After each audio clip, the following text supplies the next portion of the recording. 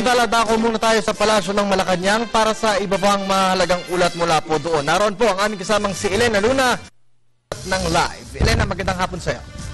Magandang hapon, Kirby. Umapila ang palasyo sa publiko na tumulong sa pagtuntun at paghahanap kay Janet Lynn Napoles. Sa press briefing kanina ni Deputy Presidential Spokesperson Abigail Balte, sinabi niya na makakatulong ito sa ginagawang operasyon ng DOJ at NBI. Kanina rin sa presscon ay inulit ni Balte ang nauna ng sinabi ni Secretary Leila de Lima na flight is an indication of guilt.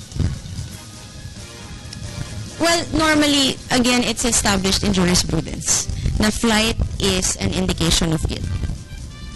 Do you have any appeal to her camp, to Napoles and her brother to just to surrender and face the charges? The President has a favorite statement that if you have nothing to hide, then you have nothing to fear.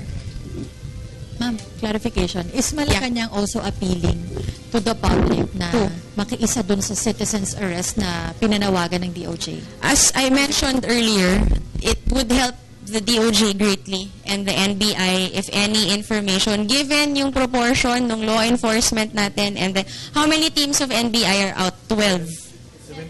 17. It's been bumped up. Considering mas marami po talaga tayong nasa labas, yung mga tip na ganito, nakakatulong po yan. Pero sana po yung totoong tip.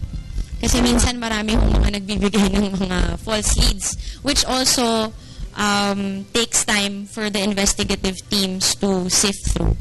Ma'am, pero paano po yung Samantala matapos magpahinga kahapon si Pangulong Aquino ay balik trabaho na siya ngayong araw. Meron siyang dalawang meeting. Una dito ay ang alas 11 meeting kasama si Cabinet Secretary Jose Rene Almendras. Ongoing naman ngayon ang 2 p.m. meeting ng Pangulo kasama si Executive Secretary Paquito Ochoa Jr. At yan ang ating balitang mula dito sa Malacanang sa tulong ng PTV. Ako si Elena Luna para sa Telebisyon ng Bayan. Maraming salamat sa iyo, Elena Luna, at happy weekend.